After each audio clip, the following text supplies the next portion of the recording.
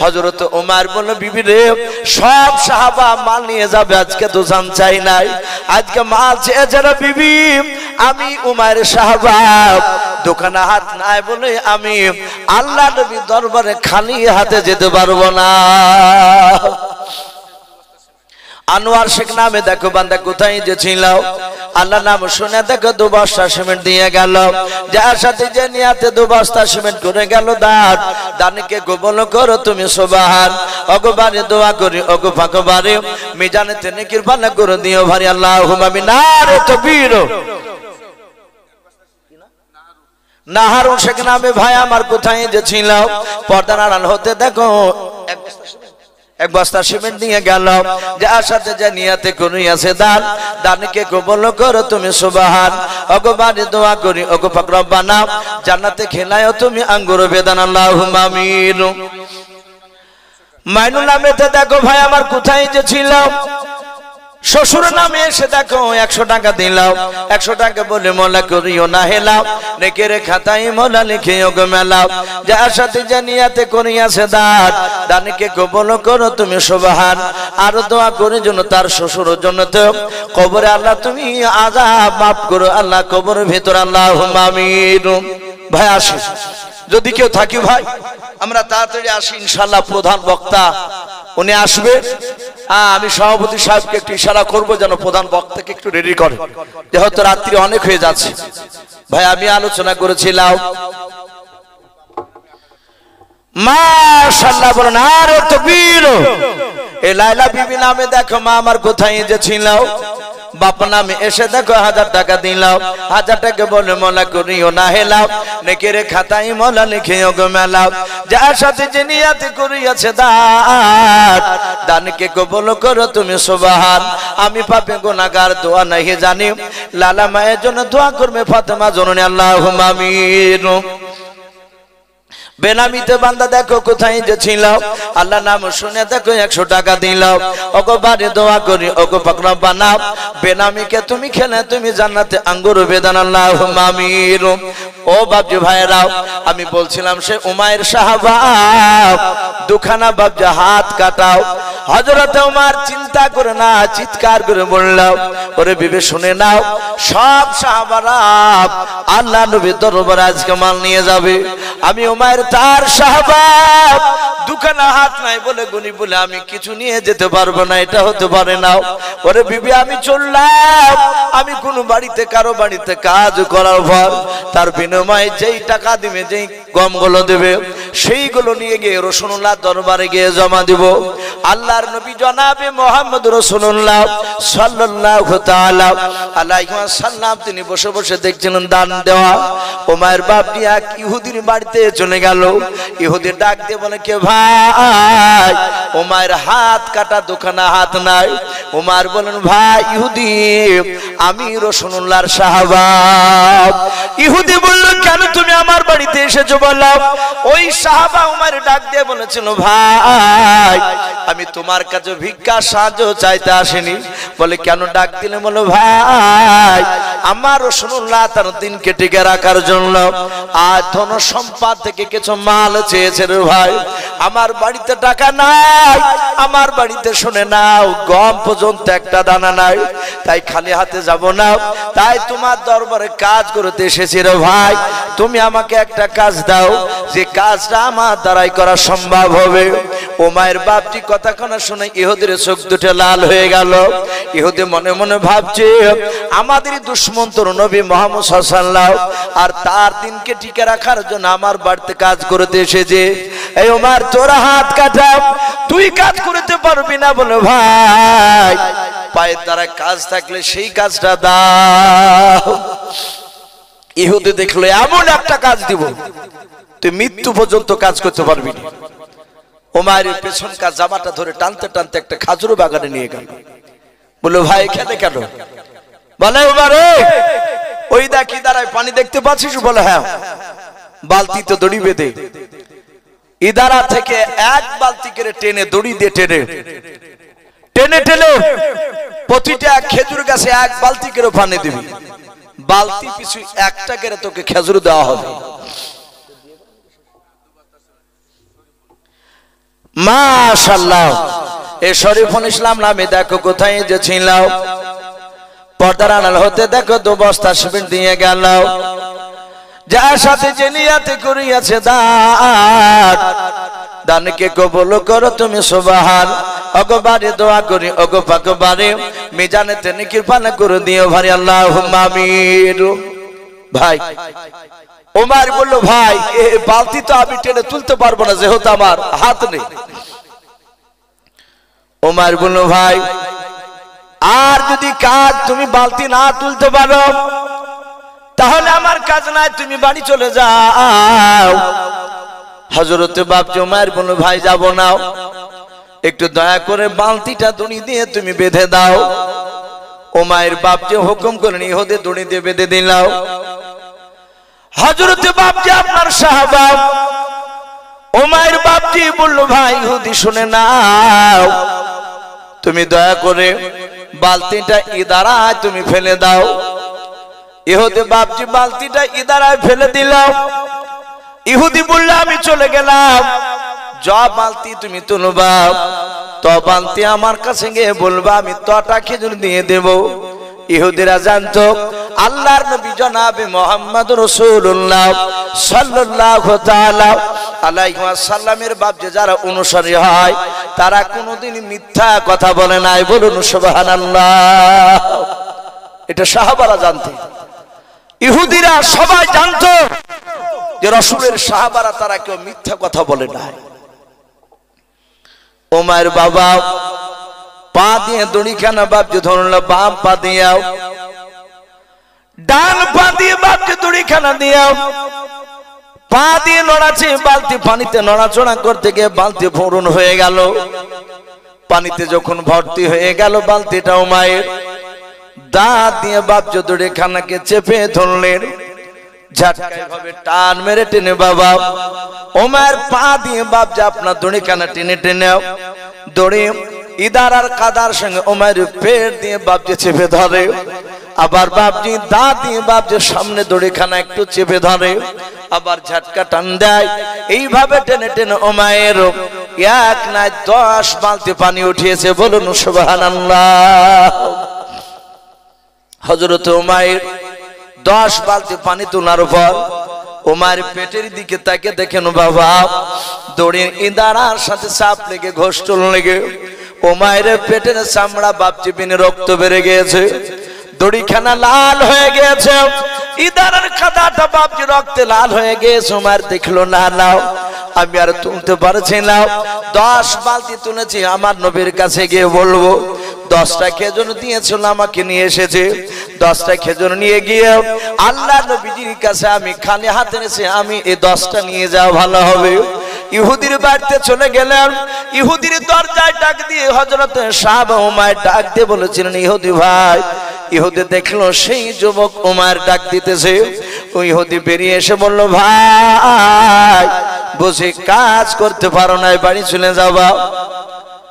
ওমর বলে, ইহুদি ভাই একবার তুমি আমার পেটের দিকে চেয়ে দেখো। পেটে তাকিয়ে দেখলেন বাবা রক্তে বাপজি লাল হয়েছে। ইহুদি বলল, ভাই এত কষ্ট কেন করেছে, পেটে রক্ত হলো কি করে বলো।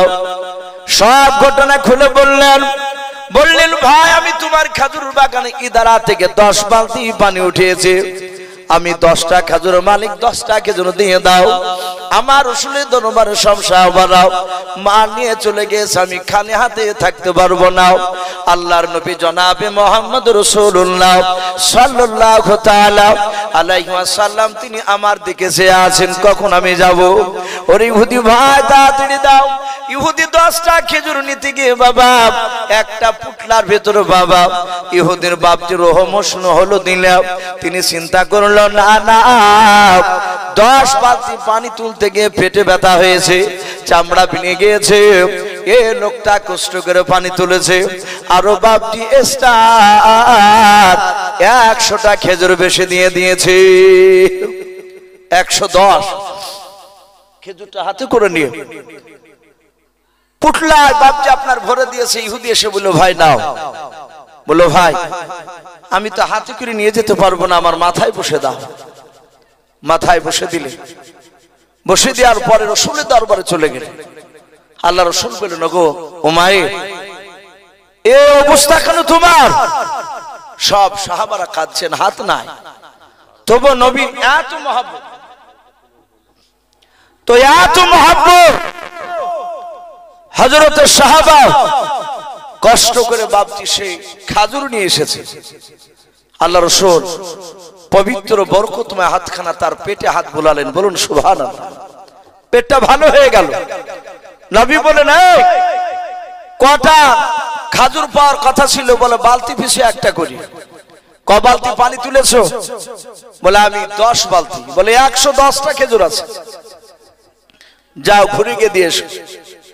বাপজি ঘুরে যা হাতে দিতে গেলে ইহুদি রাসূলুল্লাহর সাহাবার আখলাক চরিত্র দেখে আর থাকতে পারে নাই, সাথে হাতে বাপজি সে ঈমান এনেছিল। বলুন সুবহানাল্লাহ। ভাই, রাসূলের সাহাবারা তারা জান পর্যন্ত বাপজি কুরবান দিয়ে দিয়েছিলেন। তারা রাসূলের দরবারে শুধু প্রতিযোগিতা করতে, আল্লাহ রাসূলকে কি করে খুশি করানো যায়। ভাই আজকে জান নয়, আজ কিছু মাল চেয়েছে আপনাদের কাছ থেকে। তাই যদি কেউ বাকি থাকে ভাই, আমরা একটু দানের হাত। মাশাআল্লাহ, বলে নারে তাকবীর। ভাই না দিলে একবার আল্লাহু আকবারটা বলবো। নবী বলেছে আল্লাহু আকবার যখন বলে আল্লাহ চরম লজ্জা পেয়ে যায়, আল্লাহ এত খুশি হয়, সাথে হাতে বাপজি তার জীবনের গুনাহ সব মাফ করে দেয়। বলুন সুবহানাল্লাহ।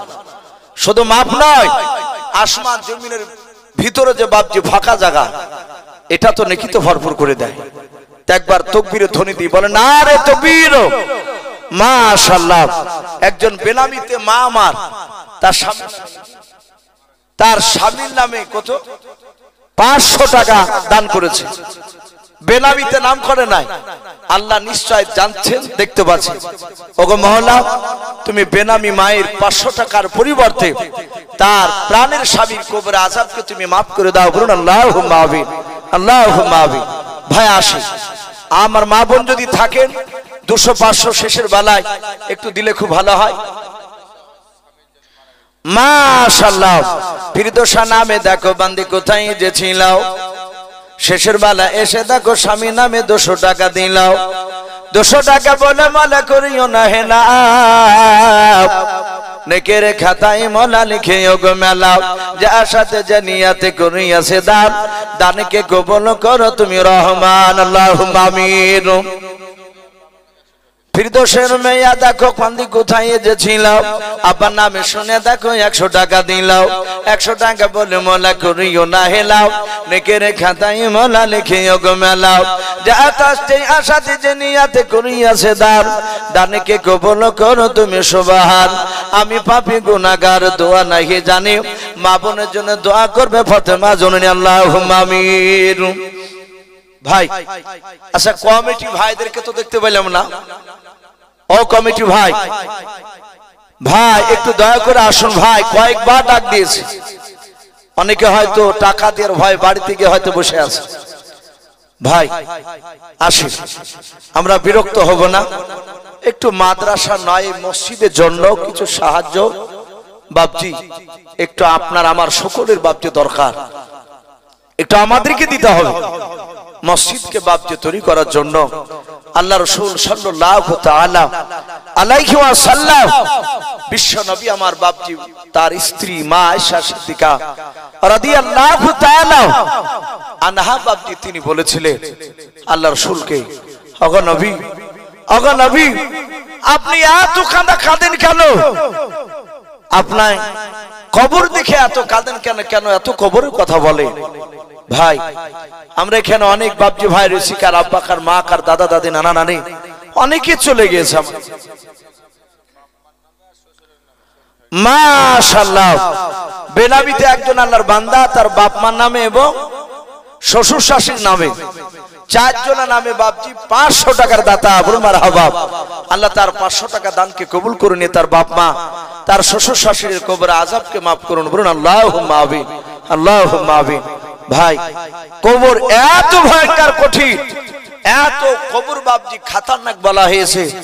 আপনার আমার রাসূল সাল্লাল্লাহু তাআলা আলাইহি ওয়াসাল্লাম বিশ্ব দরদি নবী আমার জান্নাত জাহান্নাম বাবজি মেরাজের রাত্রিতে ঘুরে এসে সাহাবাদের সামনে আলোচনা করলে, আলোচনা করার পরে নবীজির কলিজার টুকরা বিবি হযরতে খাদিজাতুল কুবরা রাদিয়াল্লাহু তাআলা আনহার কাছে এসে বলেন, খাদিজা তুমি সাবধান হয়ে যেও, আমি জান্নাত জাহান্নাম ঘুরতে গেলাম, আমি দেখলাম বেশিরভাগ জাহান্নামী মেয়েরা তারা জাহান্নামের আগুনে, তারা বেশিরভাগ মেয়েরা তারা জাহান্নামের আগুনে শাস্তি ভোগ করছে, তাদেরকে কঠিন শাস্তি দেওয়া হচ্ছে।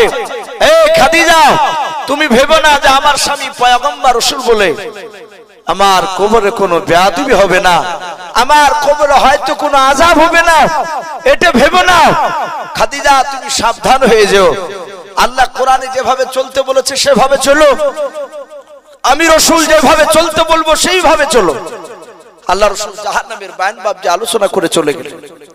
নবীজির একটা ছোট্ট বিটি ছিল, তার নাম ছিল বাবজি মা ফাতেমাতুজ জোহরা রাদিয়াল্লাহু তাআলা আনহা। উনি দেখলেন হযরতে খাদিজাতুল কুবরা, তিনি ঘর থেকে বেরিয়ে উঠোনে বসে বাবজি হঠাৎ করে তিনি হাওমা করে কেঁদে উঠলেন। কাঁদতে কাঁদতে কাঁদতে কাঁদতে খাদিজাতুল কুবরা তিনি মাটিতে বেহুশ হয়ে পড়ে গেলেন। মা ফাতেমাতুজ জোহরা রাদিয়াল্লাহু তাআলা আনহা তিনি ঘর থেকে দেখলেন মার কান্নার আওয়াজ, কাঁদতে কাঁদতে কান্না বন্ধ হয়ে গেল। মা ফাতেমাতুজ জোহরা রাদিয়াল্লাহু তাআলা আনহা বাবা মা করে কাছে গিয়ে নিজের মার বাপজে মুখে হাত দেয়। খাদিজার বাপজে আপনার তাকে দেখেন রে বাবা, তার মুখ দিয়ে বাপজে আপনার ফেনা উঠে গিয়েছে। খাদিজা বাপজে কোনো সাড়া দেয় নাই। আল্লাহ রাসূলের কলিজার টুকরা বিটি মা ফাতেমাতুজ জোহরা রাদিয়াল্লাহু তাআলা আনহা উনি নিজের মাকে রেখে দিয়াও সোজা তার আব্বার কাছে নবীজির কাছে দৌড়ে চলে গেলেন। আল্লাহর দরুদি নবী জনাবে মুহাম্মদ রাসূলুল্লাহ সাল্লাল্লাহু তাআলা আলাইহি ওয়াসাল্লাম আমার নবীজি মসজিদে নববীতে সেই সময় বাপজি নামাজ পড়ছিলেন। হযরতে আপনার ফাতেমা মসজিদে যাওয়ার পর সালাম দিয়ে বলেন, আব্বা আমার মনে হয় এতক্ষণ আমার মা বেঁচে নাই। আল্লাহর নবীজি তার কলিজার টুকরা বিটের আওয়াজ শুনতে পেলেন। আল্লাহর নবী ফাতেমাকে এত ভালোবাসতেন রে বাবা, নবীজের বিটির কান্না আওয়াজ সহ্য করতে পারতেন না। আল্লাহ রাসূল তাড়াতাড়ি বাপজি সালাম ফিরিয়ে দিলেন। আল্লাহর নবী সালাম ফিরে ছোট্ট করে দোয়া করে বললেন, ওরে মা ফাতেমা তুমি আমাকে কেন তাড়াতাড়ি ডাকলে বললাম? ফাতেমা বলে, আব্বা আমার মনে হয় মা এতক্ষণ আর বেঁচে নাই। ও গো আব্বা আমার মা মারা গেলে আমি কাকে মা বলে ডাক দিব? আব্বা আপনি দৌড়ে চলেন, আমার মাকে একটু ডাকুন, আমার মা কেন কথা বলে নাই? আল্লাহ রাসূল ফাতেমার বাপজি হাতখানা ধরে টানতে টানতে নিয়ে আল্লাহ রাসূল বাপজি বাড়ি চলে গেলেন। বাড়িতে গিয়ে দেখেন খাদিজা বেহুশ অবস্থায় পড়ে আছে। নবীজের বাপজি পবিত্র বাপজি বরকতময় হাতখানা খাদিজার মুখে হাত বোলালেন। আল্লাহর নবী বলেন, ওরে ফাতেমা ঘর থেকে ঠান্ডা পানি নিয়ে এসো। ফাতেমা দৌড়ে নিয়ে এসে পানি দিলেন। আল্লাহর নবী যে বরকতময় হাত দিয়ে পানি খানা নিয়ে খাদিজার বাপজি চেহারা চিটা মানেন, খাদিজার জ্ঞান ফিরলাও। আল্লাহর নবী বলেন, খাদিজা তুমি কেন কাঁদতে কাঁদতে বেহুশ হয়ে গিয়েছিলে বলো? খাদিজা কোনো কথা বলে না। আল্লাহ রাসূলের চোখ দিয়ে পানি ঝরে যায়। ফাতেমা বাপজি হযরত খাদিজাকে বুকের সাথে বাপজি জোরে জোরে কাঁদে আর বলে, ওগো মা আমি তোমাকে মা মা করে তোমার সাড়া পেয়েছিলাম নাও। মা গো তোমার কি হয়েছিল, কেন কাঁদতে কাঁদতে বেহুশ হয়ে গিয়েছিলে বলো? নবী বলে, খাদিজা আমি তোমার পয়গম্বর স্বামী তোমাকে বলছি, বলো তোমার কি হলো? খাদিজা আস্তে করে বলছেন, নবী গো আমার কিছু হয় নাই। বলে, তুমি কেন কাঁদতেছিলে, বেহুশ হয়েছিলে বলো? খাদিজা নবীকে বাঁধা মেরে ধরে কেঁদে কেঁদে বলে, হুজুর নবী গো আপনি বললেন জাহান্নামের আগুন কঠিন ভয়ঙ্কর, আমি জাহান্নামে দেখতে গিয়ে দেখলাম বেশিরভাগ মা বোনেরা জাহান্নামের আগুনে পড়তেছে। ওগো নবী আপনার জীবদ্দশায় আমার কিছু হয়ে গেল আপনি দৌড়ে এসে আমার পাশে এসে দাঁড়াচ্ছেন। বলে, হ্যাঁ ওগো নবী গো আপনি আপনার আগে যদি আমার ইন্তেকাল হয়ে যায়, বলুন আপনি আমাকে কে করবেন? আল্লাহর নবী বলেন, ওরে খাদিজা, যেইভাবে অন্য মেয়েদেরকে যেইভাবে দাফন করা হয় ওইভাবে তোমাকেও দাফন করে দেব। আল্লাহর নবীজির বিবি খাদিজা ডাক নিয়ে বলে, হুজুর আপনার আগে যদি আমি মরে যাই, ও নবী আপনি আমাকে দাফন করবেন? বলে হ্যাঁ। খাদিজা কাঁদার বলে, হুজুর আমি আপনার মুখ থেকে শুনেছি মানুষকে কবরে দাফন করার পর সর্বপ্রথম একটা ফেরেশতা আসবে, তার নাম আল্লাহর নবী বলেছেন রুম্মান আলাইহিস সালাম। ওই রুম্মান ফেরেশতা আসার পর বলবে, কুম্বি ইজনিল্লাহ, তুমি আল্লাহর হুকুমে জিন্দা হয়ে যাও। ওই মায়াত ব্যক্তি ভাবছি জিন্দা হয়ে বসে যাবে। রুম্মান আলাইহিস সালাম বলবেন, ভাই তুমি লিখাও। ওই মায়াত ব্যক্তি বলবে, আমি লিখতে জানি না, আমার কাছে খাতা কলম নাই। রুম্মান বলবেন, ভাই তোমার সামনে যে মাটিটা আছে ওটা খাতায় পরিণত হবে, তোমার 5টা আঙ্গুল কলমে পরিণত হয়ে যাবে। যাহাতে রুম্মান বাপজি লিখতে বলবেন, কয়েক সেকেন্ডের মধ্যে বাপজি তার পুরা জিন্দেগির বাপজি ভালো আর খারাপ সব বাপজি আমল নামাতে বাপজি লেখা হয়ে যাবে। ছোট্ট আকারে বাপজি কাট করে তার গলায় ঝুলে দিয়ে ওই রুম্মান ফেরেশতা চলে যাবে। খাদিজা বলে, হুজুর আপনার মুখে আরো শুনেছি ওই ফেরেশতা চলে যাওয়ার পর আবার 2টা ফেরেশতা আসবে। ওই ফেরেশতার নাম মুনকার নাকির আলাইহিমুস সালাম। তারা আসার পর 3টা প্রশ্ন করবে রে বাবা। খাদিজা বলে, হুজুর আপনি বলেছেন 3টা প্রশ্ন করবে, মান রব্বুকা, মান নবিয়ুকা, মা দীনুকা। এই 3টা প্রশ্ন উত্তর করবে নবী গো। ওই 3টা প্রশ্ন আপনার বিবি খাদিজাতুল কুবরা আমাকে যদি করে, ওগো আল্লাহর নবী আমি 3টা প্রশ্ন উত্তর যদি না দিতে পারি, ওগো আল্লাহর নবী ওই জাহান্নামের দরজা ফিট করে দিবে কবরখানায়। আমি আপনার অর্ধাঙ্গিনী বিবি খাদিজা সহ্য করতে পারবো না। আল্লাহর নবী জনাবে মুহাম্মদ রাসূলুল্লাহ সাল্লাল্লাহু তাআলা আলাইহি ওয়াসাল্লাম দরদি নবী খাদিজাকে জড়িয়ে ধরে বলেন, খাদিজা আমি পয়গম্বর রাসূল বললাম, ও খাদিজা আমার পরে যদি তোমার ইন্তেকাল হয়ে যায়, শুনে নাও আমার ধারণা কবরে কোনো ফেরেশতা তোমার সাথে বেয়াদবি করবে না। বলুন সুবহানাল্লাহ।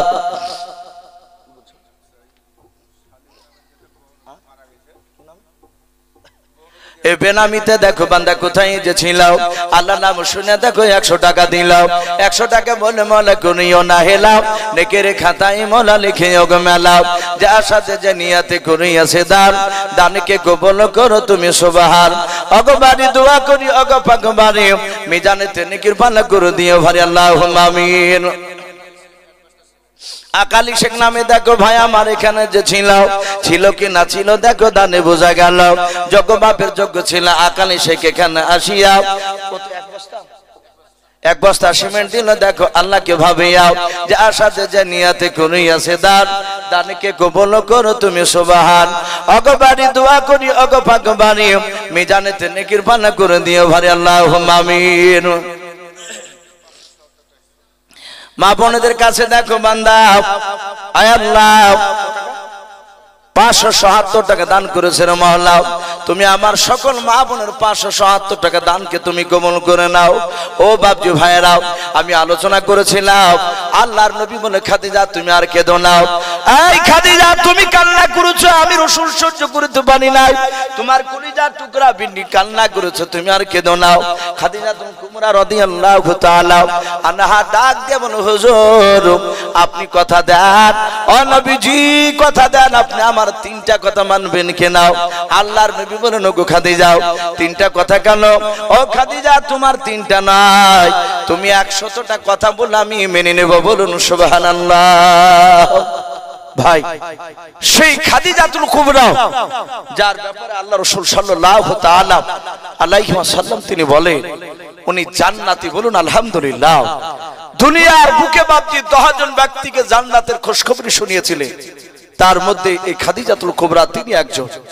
ভাই তো যাই হোক আলহামদুলিল্লাহ, আপনারা অনেকেই দানের হাত বাড়িয়েছেন। ভাই এই আমাকে দি শেষ নয়, আমার পরের বক্তা আজকে জালসা যিনি প্রধান বক্তা হিসাবে এসেছেন উনি মুসাফির, উনি আপনাদের কাছে ওয়াজ করার পর উনি হয়তো শেষের বেলায় কিছু আপনাদের কাছে চাইবেন।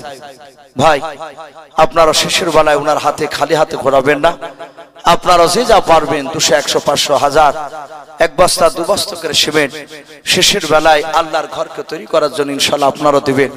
ভাই আমি বেশ কিছু কথা আলোচনা করলাম, শুধু আমি নয়, সে যেই বক্তা আসুক না কেন, ভাই কালেকশনের কথা একটু বলতে গেলে একটু কষ্ট হয়, একটু বিরক্ত আসে মানুষের ভিতরে, যে ওয়াজ করতে করতে কেন আবার টাকা চাইছে, এটা বিরক্ত হলে হবে না ভাই, যেহেতু এটা আদায়ের জালসা। এই জন্য প্রতিটা বাপজি ভাইকে বলবো, ওয়াজ শোনার সাথে সাথে মাঝে আমরা আবার কিছু টাকা দান দেওয়ার চেষ্টা করব, বলুন ইনশাআল্লাহ।